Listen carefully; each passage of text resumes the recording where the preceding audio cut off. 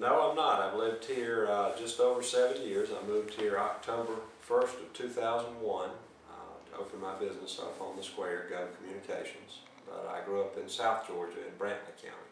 I recognize that Forsyth is a growing community. It's a community of good people, welcoming community, and we were looking for a place to expand our business. We already had 2 stores. I had one in Waycross and I had one in Vidalia, and we saw Forsyth as a good opportunity to expand. Well, I've enjoyed the people. I think, the people make any community, and in Forsyth you've got a welcoming, inviting community. We've got close proximity to Macon and Atlanta, which provides opportunities, and we've got just a good hometown atmosphere here in Forsyth. Well, I own Go Communications. I've started out as a partner in Go Communications. We had a store in Vidalia, and then we opened one in Waycross. That started in 2000, so I've been in business almost 10 years. But for part of that time, I was kind of a silent owner. I was also an economic developer. I worked with the State Department of Economic Development as a regional project manager working in 17 counties. So I learned a lot about what makes successful communities as far as economic development and job creation, and I think that's something I could bring to the table as well. I have not. No, I ran for City Council 2 years ago, and I'm running again this time. Well, I see Forsyth as a growth center in the state of Georgia. I think we're bound to grow because of our location, for one, and we've got a lot of positive things going on in the community. One, with the Department of Corrections moving its headquarters here and some 400 jobs, that's going to be a very positive thing for our community. And I think growth is coming. We need to manage the growth wisely, and we need to work to make sure that we have positive growth and job creation in Forsyth so our people can stay here, and folks that want to go to college go off and come back and have a place to work in their hometown.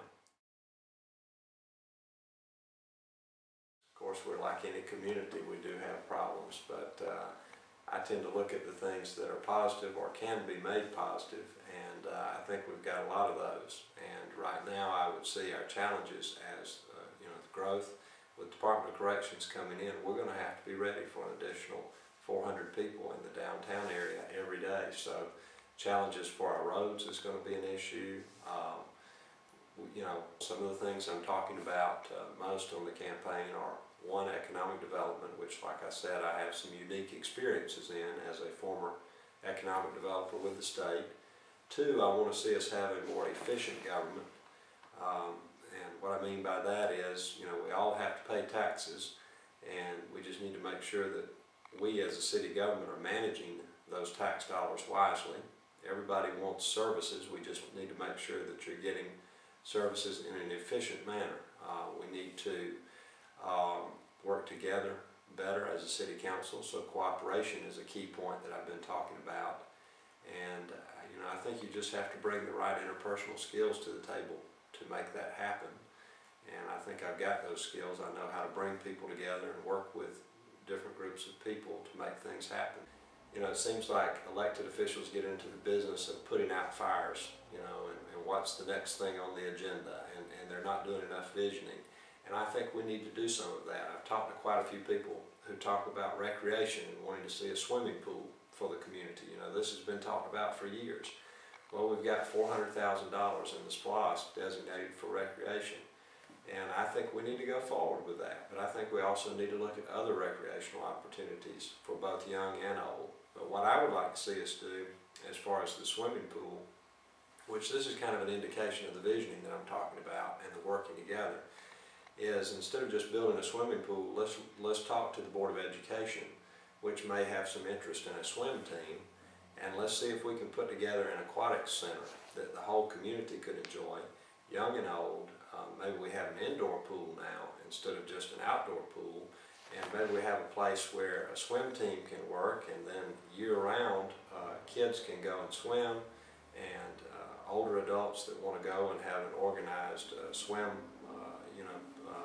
water aerobics or something like that, we'd have those opportunities. So that's an example of not just putting out a fire and saying, okay, we'll go build a pool, and we throw it together without any planning or visioning, and then we don't have something the whole community can use. So,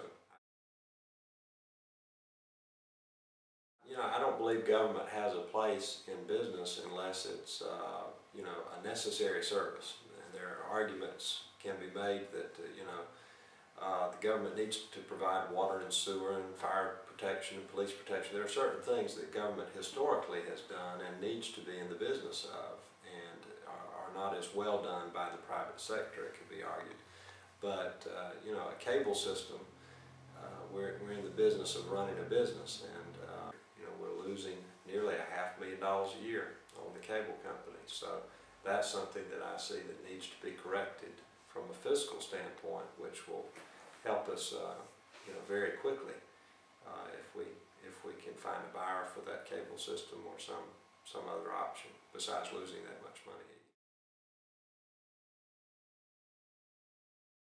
We need to set about, what we want to accomplish for the city, and work together to make sure it happens. And then we also need to work together with the county commission, because there are several things that we could work well with them on. There are redundancies. I don't know necessarily that the police departments need to be merged, but I mean, that's something that could be looked at as far as long term, but there are some more immediate things probably that we could look at doing better together, and police and fire are other ways that we can look at opportunities to work together, and maybe not creating one department, but co-location and things like that would probably, cut down on expenses, and that's what I'm looking at. Not necessarily merging, city and county operations, but putting them, co-locating them, sharing one building, things like that.